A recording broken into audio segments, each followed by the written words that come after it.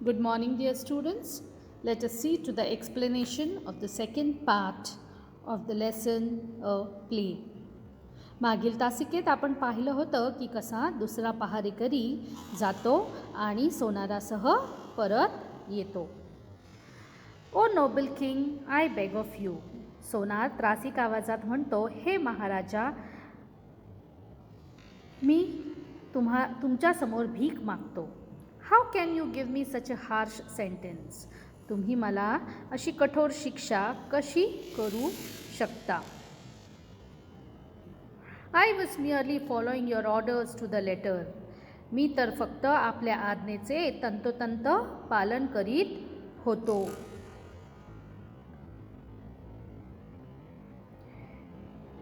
You commanded me to set aside all my work.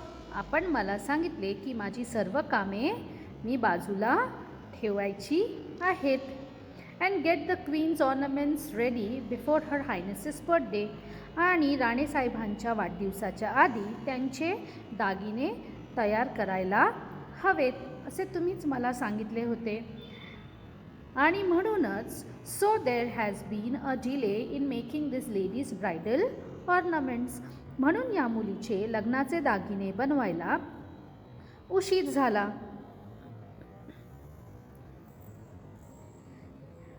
In the name of justice your highness pardon me. तेव्हा महाराज न्याय करा आणि मला माफ करा. Spare my life. मला वाचवा, मला जीवदान द्या. I was just following your highness's orders. मी फक्त आपली आज्ञा पाळत होतो महाराज. तर राजे म्हणतात, नॉट अनदर वर्ड. एकही शब्द बोलू नकोस. Your excuse does not hold good. तू सांगतोस ही सबब बरोबर नाही. Take the goldsmith away to the gallows and hang him at once. या सोनाराला सुळाकडे घेऊन जा आणि ताबडतोब फाशी द्या असे महाराज म्हणतात. सोनार म्हणतो, have mercy O generous king, I fall at thy feet. दया करा अहो उदार राजा, मी आपल्या पाया पडतो. Please forgive me just once this time. मला माफ करा एकदाच याच वेळी. मला जगू द्या. Let me live. मला I have none of this any more. असं राजा म्हणतो, आता हे काही चालणार नाही. Take him away at once. याला लगोलग घेऊन जा आणि मरेपर्यंत फाशी द्या. Let him hang to death. आणि मग ते पहारेकरी रडत ओरडत असलेल्या सोनाराला फरफटत घेऊन जातात. दरबारी तर ह्या गोष्टीचा धसका घेऊन आपापसात कुजबुजू लागतात. एवढ्यात सोनार आणि फाशी देणारा यांना घेऊन पहारेकरी परत येतात. राजा त्रासून म्हणतात, हे काय, तुम्ही माझी आज्ञा का पाळली नाहीत. Y have you not carried out my orders.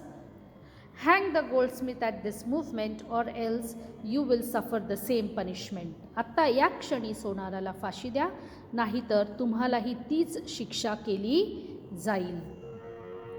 तर फाशी देणारा काय म्हणतो.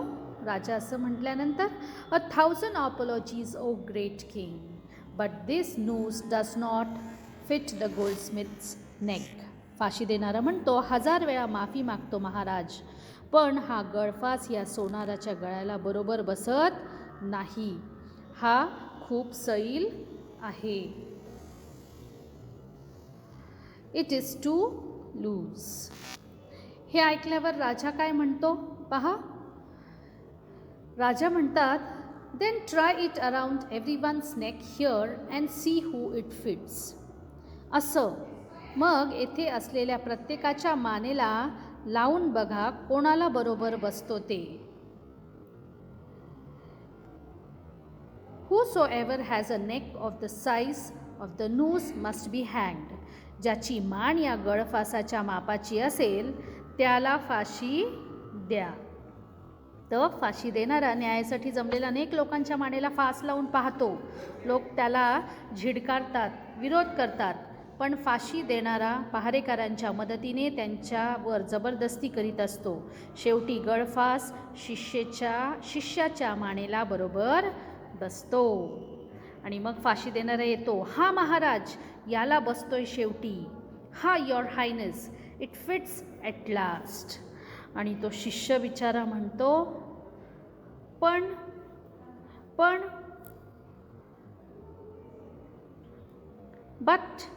बट राजा म्हणतो, हां, शेवटी न्याय झाला. हा, जस्टिस ॲट लास्ट. राजाला आनंद होतो की न्याय झाला आहे. आणि मग आता तो म्हणतो, take him to the gallows without further delay. आता आणखी उशीर न करता याला सुळावर चढवा. तर फाशी देणार आणि पहारेकरी विरोध करीत असलेल्या शिष्याला बळजबरीने घेऊन जातात. आणि मग राजे म्हणतात, justice delayed is justice denied. न्यायाला उशीर म्हणजे न्याय नाकारणं. आणि म्हणूनच Andher Nagari prides itself on prompt action. झटपट कृती करण्याचा अंधेर नगरीला अभिमान वाटतो. आणि म्हणूनच शब्दांपेक्षा आमची कृतीच मोठी बोलकी आहे. Our action speak louder than words. तेवढ्यात बाहेरून आवाज आणि ओरडा ऐकू येतो. दुसऱ्या एका वयस्कर माणसाला घेऊन सर्वजण घाईने परत येतात. राजा म्हणतो, व्हॉट, हे काय? या दुसऱ्या अनोळखी जिवंत माणसाला घेऊन तुम्ही सगळे परत का आलात? Y have you all returned with this stranger alive? कोण आहे हा इसम? And who is this man? तर मग असं विचारल्यानंतर पहिला पहारेकरी जो आहे तो राजाला सांगतो, I beg your pardon your highness, but we are confused indeed. क्षमा असावी महाराज, पण आम्ही खरोखर गोंधळून गेलो आहोत. का गोंधळून गेलो आहोत? तर तो पुढे सांगतो, आम्ही त्या अनोळखी तरुणाला सुळावर चढू लागणार तेवढ्यात हा म्हातारा आमच्याकडे धावत आला आणि विनवू लागला आणि त्या तरुणाऐवजी यालाच आम्ही फाशी द्यावी म्हणून गयावया करू लागला. This old man rushed towards us as we were about to hang the disciple and begged and pleaded that he should be hanged instead. तर अशा प्रकारे तो इसम जो आहे तो येऊन मला फाशी द्या अशी विनवणी त्याने केली. At first we thought the old man had lost his mental balance. दुसरा पहारेकरी म्हटला की प्रथम आम्हाला वाटले की या म्हाताऱ्याचे मानसिक संतुलन ढळलेले दिसते, कारण कोणता शहाणा माणूस अशा तऱ्हेचं भयंकर मरण सोसायची इच्छा स्वखुशीने करेल? What sane man would wish to suffer such a drastic death willingly? पहिला पहारेकरी म्हणतो, but this young man says that he is a wise and learned sage from the forest yonder. तर पहिला पहारेकरी म्हणतो, पण हा तरुण इसम सांगतो की हे पलीकडच्या अरण्यातील मोठे सुज्ञ आणि विद्वान साधू आहेत आणि तो स्वतः त्यांचा शिष्य आहे. तर तो शिष्य सांगतो की हा इसम जो आहे तो कुणी वेडा माणूस नाही आहे, तर ते शिष्य आहेत, तर ते साधू आहेत आणि तो त्यांचा शिष्य आहे. And he himself was this man's disciple. आणि तो स्वतः त्यांचा शिष्य होता. तर साधू म्हणतात, आदरणीय राजा, तू अतिशय दयाळू आहेस. कृपा कर आणि माझ्या शिष्याच्या ऐवजी मला फासावर जायची अनुज्ञा किंवा परवानगी दे. मी भीक मागतो तुझ्याकडे. तर अशा प्रकारे ते साधू राजाकडे भीक मागतात की मला फासावर जाऊ दे, माझ्या शिष्याला फासावर नको चढवूस. राजा म्हणतो की ही कसली विचित्र विनंती. आणि मी विचारतो, या शहाण्या साधू पुरुषाला न्यायदानाच्या कामात असा अडथळा आणायची इच्छा का आहे? And why does such a wise and holy man wish to obstruct the course of justice हा प्रश्न राजाला पडतो की याला फासावर जायचं आहे आणि न्यायदानाच्या कार्यामध्ये तो अडथळा का निर्माण करतोय.